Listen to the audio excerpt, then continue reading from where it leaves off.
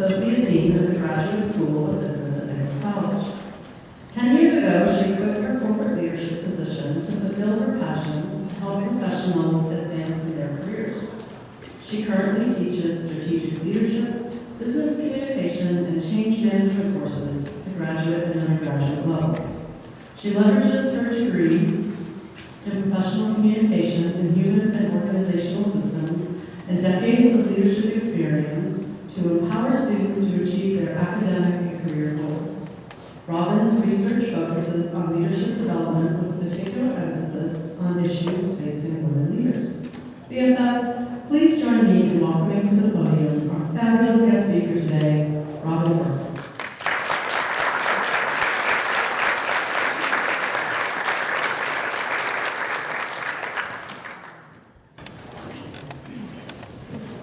Thank you so much, Pam. And again, I'm really thankful for being here as a regular BFF participant, to have the opportunity to speak with you all and tell you a little bit about my story and a little bit about my research is really fabulous. And I promise I'll try not to be too depressing, but there are some statistics that we probably need to take a look at. 1 in 4 C-suite leaders are women, and only 1 in 20 are women of color.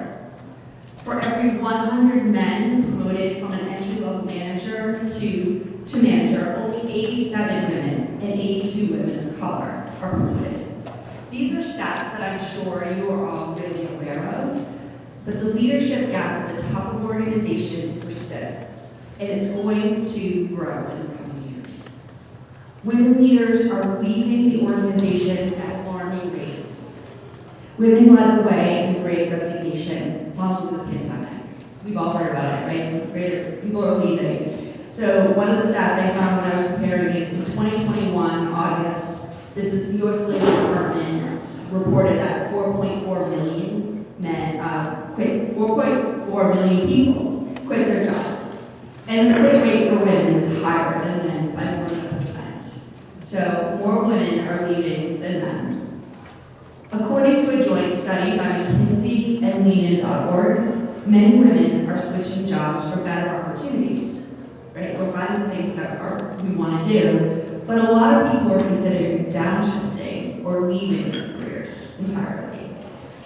In the past year, 29% of women versus 22% of men have said that they would consider reducing their hours, taking a less demanding job, or leaving the workforce altogether. So the impact at the leadership level of this is pretty significant. For every woman that is stepping into a director level role, we have 2 that are choosing to leave.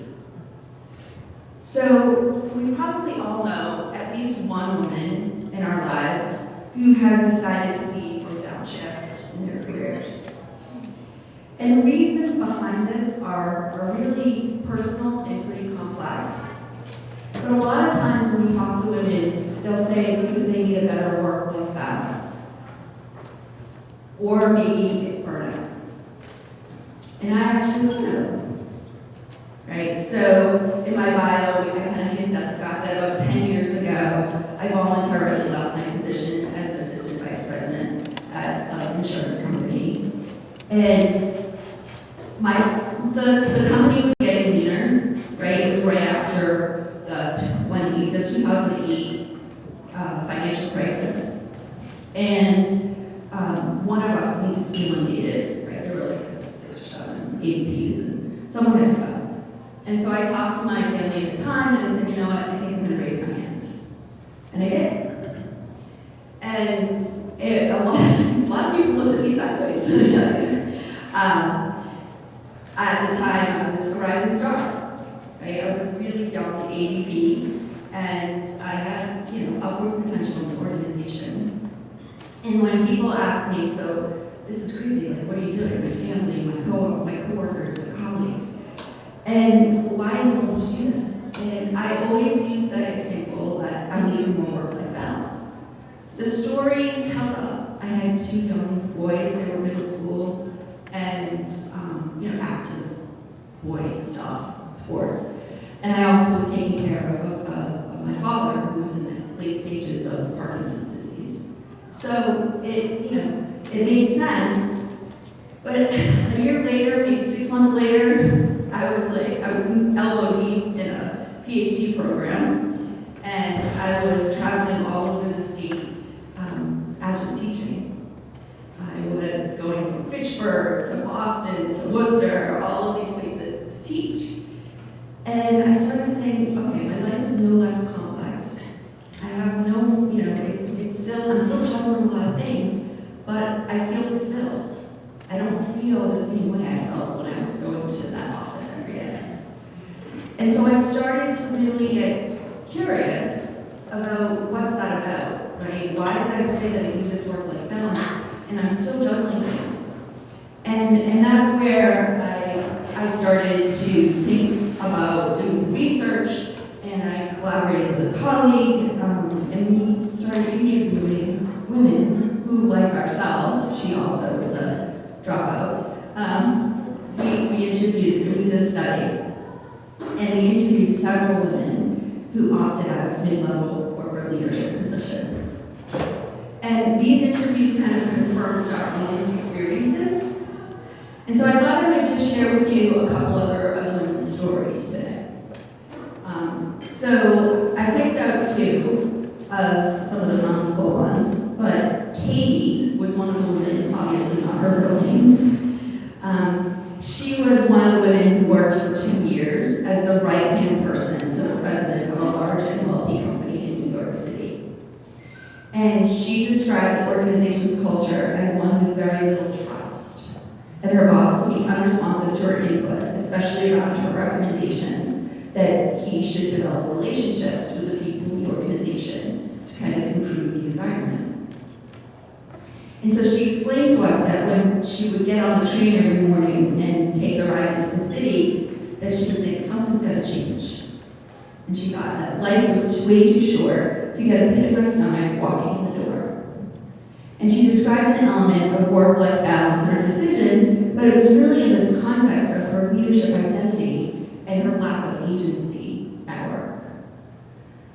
And so the quote I think I have on the screen is, I didn't want to go into work thinking, I'm going to sit in my office and I've got 30,000 things to do. I have a checklist of things to do and not make a difference. That's not being someone productive to society. That's just being another cog in a big wheel. And it's just not me. Another woman that we spoke to, Lisa, not her name, she described that before leaving her position as a contracts manager at a large investment company, she felt very, very strong compartmentalization. She thought that she could bring more of herself and be able to give more of herself.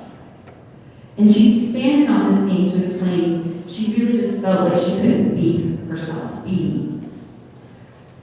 She was feeling more increasingly frustrated and having kind of this resistance to conforming. And she felt like within the corporate culture, she felt like she had to conform to be who, and not be who she was. And she described that culture as that strong all-boys network. And that because she was a strong kind of woman, that she had to work really hard, much harder than some of her male peers. And she talked about needing to put on an armor when she went to work. And the older that she got, the more she was asked to conform, and the more she really was unable to give. And that was something that was really important to her. So there's a couple other quotes there on the screen, and I won't go into all of them, but the women in our study overall consistently expressed this desire to kind of have more meaning and agency in their careers as a primary driver in their decision to leave their leadership positions. So part of the balance is that we're having an opportunity to share our authentic selves. I'm going to go off script for a second because Karen told her story at our table today, and if you haven't heard Karen's story, it's amazing. In a nutshell, Karen's story is about how her career in chambers has fulfilled her, that she has been able to feel like she's doing something that matters. And so that is the antithesis of what these other women have described. So, in some of these slides I borrowed from an academic presentation, so please bear with me. But in academia, we're always asked to, when we do a study, what is it, who cares? Why does this matter, right? And so here's why I think this matters. It's because if we understand that women's decisions to exit these leadership positions is more than just this need for work-life balance, and it's about their need to create meaning and to have agency in their work, then the things that we will do are different, right? As organizations, the solutions are different. Most organizations have invested in flexible work, now especially post-pandemic, we have a lot of hybrid work, and that's great, and we need that. We need those benefits, and we do need that flexibility. But we also need some other things. And so here are some thoughts that I have that organizations and or managers or leaders can do to help women find more meaning in work. So the first one is about meaning and engagement and engaging women. And, you know, the question I have is benevolent sexism. It happens all the time. I've done it. I've been in that meeting where we're talking about a challenging project and a woman's name comes up and we discount her for whatever reason that might be. Whether it's, you know, oh, well, she's really busy, she has the kids, she's gonna have that baby in 3 months. It happens. And we really need to ensure that we don't make those decisions for women, right? That yes, it may be true that it's not the right time for her, but let the women decide. And I will also say that we also have to create a culture that if the woman should decide it's not the right time, that doesn't pigeonhole her for the next opportunity, right? So the underlying notion of that benevolent sexism is protective, and we as women are always protective of each other, but just kind of think about it and let them decide. Even more importantly, we need to make sure that we're not detracting from women's ability to do meaningful work. Numerous studies have shown that professors, women professors, do a disproportionate amount of service work than their male peers. And I'm sure this is the same in corporate America. These are just studies that, you know, people have studied in academia. And so if women are continuously tapped and expected to take the notes, set up the meetings, we are in effect reducing their ability to do meaningful work. So the next time you're in a meeting and someone asks you to set up the next meeting, look at Joe and tell him, can you help me out? Organizations and managers can also provide support and space for women to reflect and in dialogue and experiences in dialogue with others. So things like mentoring and coaching and employee resource groups have all been shown as really effective ways to help women navigate leadership challenges. What I would also suggest is beyond providing women with mentors and coaches, let's tap them to be the mentors and coaches. Women have a natural leadership ability and natural leadership styles that are what we need in organizations today. And so we should be pairing women with other women and other men as mentors and role models to help the organization kind of succeed in the complex environments that we have today. And lastly, for organizations, you know, look at the culture. What kind of leadership values do we expose? Do we expose? And is what we do, does what we do match what we say we value? And do we have inclusive policies and practices? You know, for example, does your firm have a maternity and paternity leave? And probably mostly yes, today that's pretty common practice. But who's taking that leave? Are we encouraging both men and women to take advantage of those policies? Because if we're not, then women are kind of further alienating from the leadership pipeline. So looking for ways to support equity and inclusion through the policies, practices, training, and development. So I truly believe that this is an organizational and a systemic problem. This is not an us problem. But as women, there are things we can do for ourselves and to kind of develop and continue to support ourselves and others to maintain that leadership track. And so the first thing I'll suggest is nothing earth-shattering, it's probably something you've heard for a long time now, but it's to kind of take care, right? Find the ways to self-compassion. The world is not going to get any less complex. It's not going to get any less uncertain. But what we can do is to give ourselves the grace to not be okay. It's okay. Mindfulness, kind of taking a few minutes for some self-care, take some time to recharge. It doesn't have to be long. Go for a walk, reconnect with nature, do a few stretches, do a couple of deep breaths that are shown to reduce stress levels significantly. And then connection is really important. It's a way that we feel meaning, right, through connection. So we should continue to make connections. And the fact that you're here today is great, because this is an opportunity, and BFF is a forum exactly for that. We are truly stronger together. But what I would kind of challenge you to do is when you're in these opportunities to connect with other women, is to be candid and curious about the struggles that we have, in addition to the successes. Because this can help lessen the sense of disconnection and remind women that everyone has challenges and we're just trying to figure things out.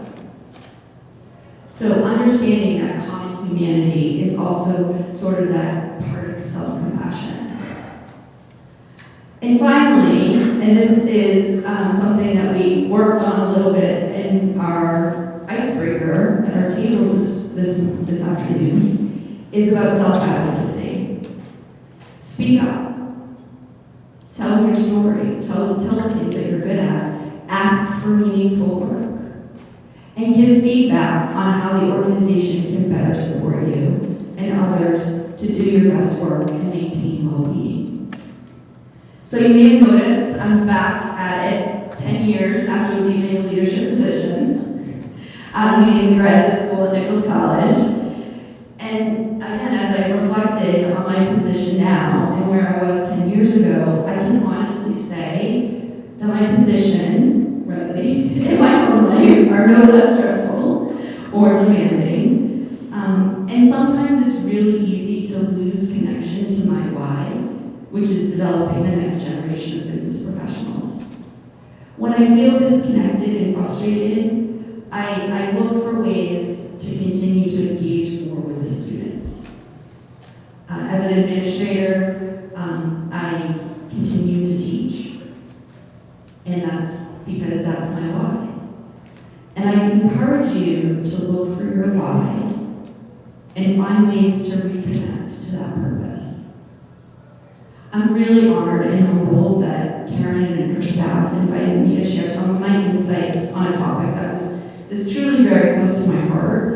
And I hope that my story and my research maybe gave you some additional insights into women's career challenges and opportunities, and that you might feel inspired and motivated to find ways to help women stay engaged and thrive at work. I'd be happy to answer any questions or have some dialogue. It'd be great. Thank you.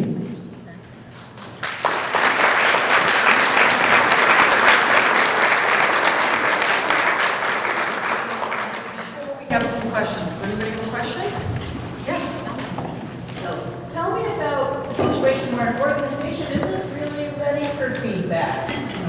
What kind of steps did you do to create that environment?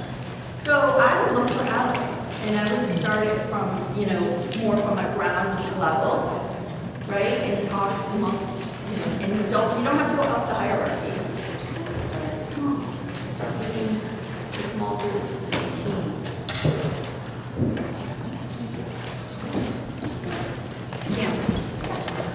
So I know that during the pandemic, we saw a lot of women leaving the workforce because it was unmanageable. They were trying to work remotely, and they had kids who couldn't go to school. So now they were educating their kids, and they were trying to get to a grocery store, and walk down the aisle one way, and all those crazy things that were happening. Are you saying that so now we're sort of maybe post-pandemic-ish, right? We're in this transition phase, regulations are being lifted, but are women still? Is the trend continuing? Is it reversing? What's happening? Yeah. So my research was done pre-pandemic. So that's pre-pandemic. This is where we were talking to some of the women. So pandemic for sure, and the trend is not decreasing. We are continuing to see women and men, to be frank, opting out and looking for different opportunities. I talked with my son, I think I mentioned to you, I talked to my young son, I was doing a dry run of my presentation, and he said, Mom, I get it, but I'm not sure if this is just a women issue now, that younger people are feeling kind of the same way. And so that to me suggests that, again, it's a systemic problem that we need to really look at. When I entered the workforce in my ugly blue suit and pumps, and then became a mom, there was, I feel, this national culture of women. We have to be superwoman, right? We're going to have a career, I'm going to have a family, and we're going to copy Martha Stewart, and I'm going to renovate my kitchen in a week, and all these things. I'm wondering, is this shift that you're seeing, these trends, sort of the end of that era? Like, we just have to go back. I'd like to say yes, and that I would say that it's the end, but I'm not sure that that's the case. I don't see it as being the end of the women have to have it all mentality. That's going to be a longer cultural shift. Maybe it's the beginning of the end, maybe a beginning of a conversation. But corporations really do need to change culture in order for that to happen, to be more life-friendly.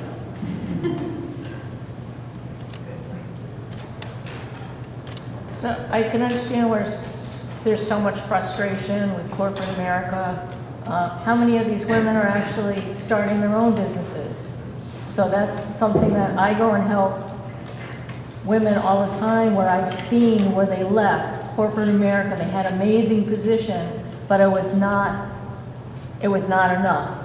So they wanted to be in charge. So That is the silver lining, is that some women are deciding to go and create new organizations. And so that's a positive, right? That these women are going out and creating organizations that maybe will help further the cause and further the opportunities. well, for it women could to be have- also realigning with their Correct. values versus the corporate values. And Yes. sometimes they're just trying to, all right, I got to keep my job versus, all right, I'm out, I'm going to create my own and be in charge of my own destiny. Yep. Yes, there is. And failure. Yeah, that's the silver lining piece of this. So 10 years ago, corporations were clearly less enlightened. I'm just wondering if there was anything your old job could have done to persuade you to stay. How would that workplace have looked? Yeah, it's really interesting because I've been thinking, again, it's been really fun for me to have the opportunity to reflect back on some of this. I haven't thought about this in a while, but when I left, I had just come off of 2 really major change projects where I was a change leader. And I like to build and create things. And so, but then I was sort of sidelined and just became, you know, an everyday operational manager, and I was bored out of my mind. I just didn't feel like I was doing something meaningful. So I think the answer would have been, perhaps if they had given me another project, if they had given me another challenging thing to solve, they probably would have kept me.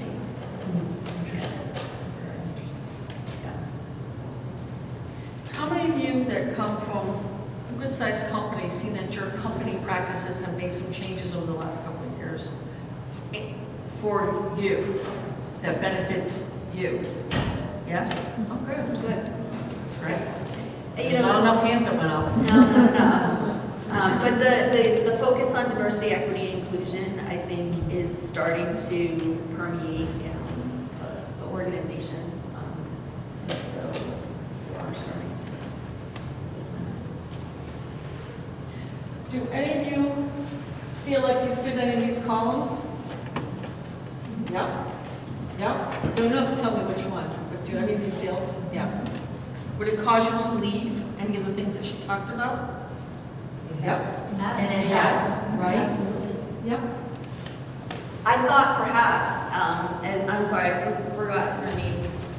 One business from Cheryl. Cheryl, I did think about the audience, the members of the audience here who are sole proprietors or who are starting their own business, and felt like maybe some of this would resonate in terms of why you did or That's where you great. are, what you are, you know. Any of you left a company to start your own business? Yeah. To control your own destiny? Why are the reasons why you left? Who wants to share? I'll share. Great. So I did policy research for women and children's health policy for, 8-9 years, something like that. And even though it was women and children's health policy, it was always women for men. And they did all of these things right here. Like especially the self-compassion, that just really resonates. And I left for my kids when my second was born. It was either do the mom thing or do the career thing. But there wasn't, an either or at that time for me. And now I have agency, which is huge, but absolutely. You should take this on the road. Who else wants to share why they left? Yep. Back there? Me? Yes. Okay. Sorry. I was in healthcare for 26 years as a dementia specialist, and I worked in nursing homes, and they were largely led by men. There was, now this goes back a lot of years, but a lot of harassment, and inappropriateness and all the things. And I left, I started my own business, ran that for 10 years. I started another company. I still do that. Unfortunately, the pandemic hit, which I do the company on the side, but I see working for where I work now so different. It's a woman-led organization. It's just fantastic. So I've made changes. According to those things, I made changes because I knew it wasn't healthy. Thank you, Tim. Who else? Lauren. Great, thanks. So I'm almost 60. I spent 25 years working in medical research. I had 2 children. I was in middle management. It started getting harder and harder. The kids were sick. I was out of work a lot, felt terribly guilty. I didn't know where I was going to go, so I bought a franchise. And I did that for 11 years, so I took control of my destiny. And I had gone from working for like a really great company to working with all the jerks that they could ever accumulate under one roof. I was like, I can't deal with this with little children. And so that's why I went and I bought a franchise, which is no longer here. And I started direct sales because I didn't want to go back in the workforce because I was used to being in control and I just didn't want to deal with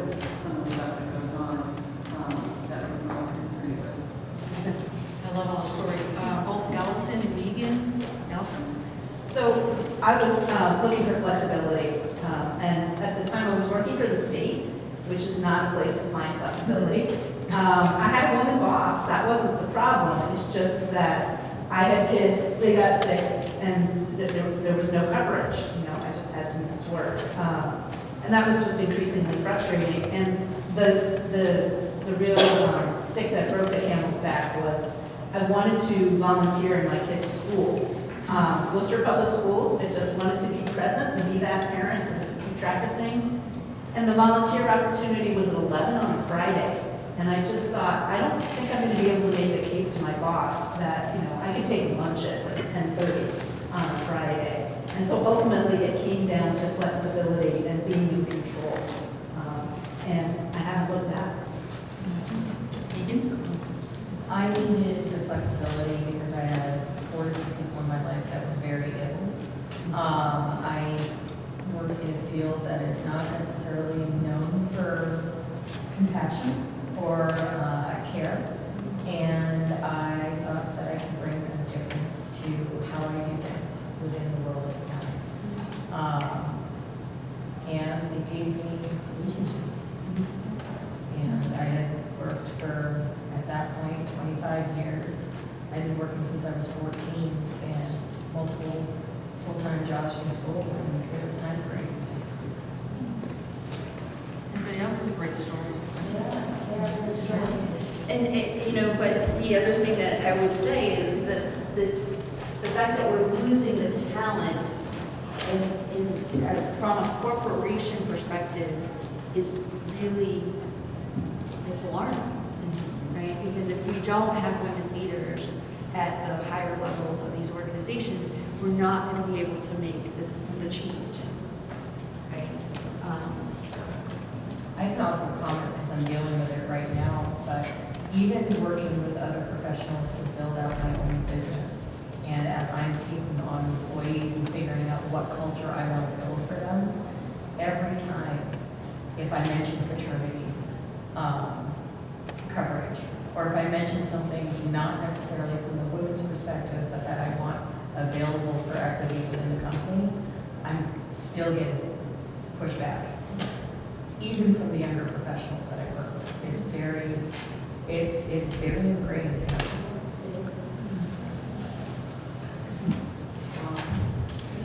Is this amazing? Eye-opening? Let's give Robin a great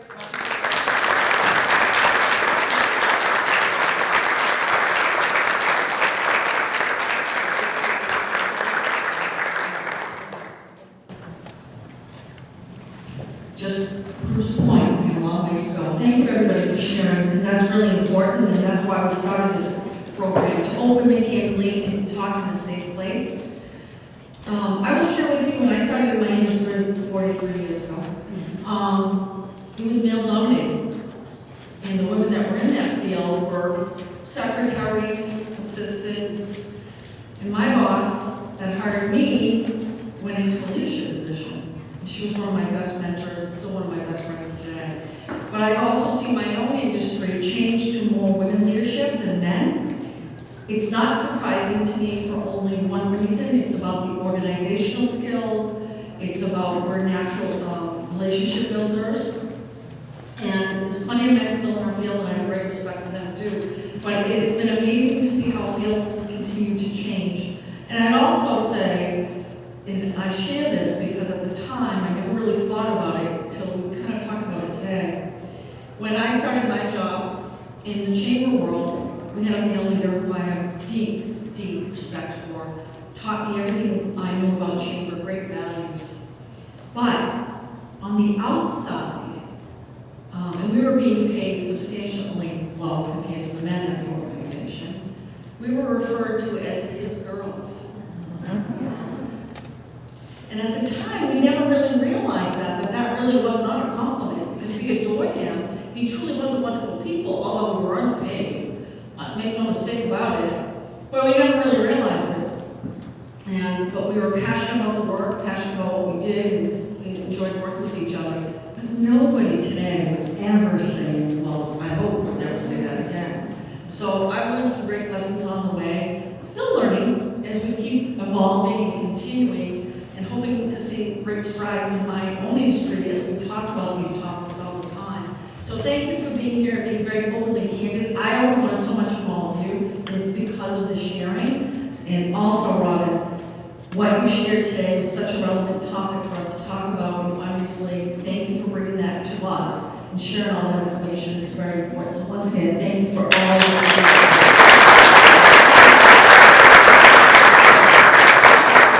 Okay, we're round up with just a couple of announcements. I have a raffle prize to give away. So our next program is going to be on Tuesday, June 13th. I'm not quite ready to announce the speaker. Just making sure that that's scheduled available, so I don't want to get your hopes up or say something and then it doesn't really happen. So, but I hope you'll join us for Tuesday, June 13th. On Friday, May 19th, we are going to have our annual meeting and award celebration, which is at the Doubletree from 7:15 to 9 a.m. There's already 100 people signed up for that event. Dr. Charles Steinberg, who's the president of Blue Sox, is going to be our guest speaker. And I have been told he is a masterful storyteller. I have never heard him speak. Has anybody else heard him speak? Is he a good storyteller? Thank you for saying that. So I've heard in fact, his assistant told me, how long does he have to talk? I said, now you're going to worry. So I'm looking forward to that. And back by popular demand, on August 8th, we're bringing back our summer social. This is the third time we've done it. We keep doing it because we get a great turnout. It's going to be at Tavolino's, but we'll do it outside the patio if it's not 100 degrees. Otherwise, they have room for on the side of us. But it's really a great time to collaborate, have great conversations, and I guarantee some networking fun. It's really a really good program, so we hope you'll join us for that. And we will be back after June with our regular monthly program season here at Cyprian Keats with great speakers. And on Thursday, September 28th, I'm proud to say we're going to bring back our 4th annual Ladies Golf and Clinic and Outing. If you ever want a moment of just camaraderie, you don't have to be a great golfer. It truly is not about that.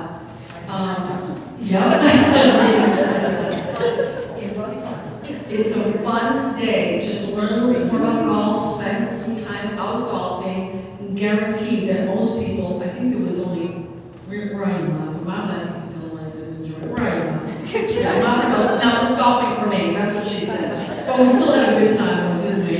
But it's a great way to spend, you only have to play 9 holes, and we have great lunch, we have great prizes, and you will have a good time, because it's really about the time that you spend with your foursome. So I want to thank you all for being great supporters of the Chamber of BFF.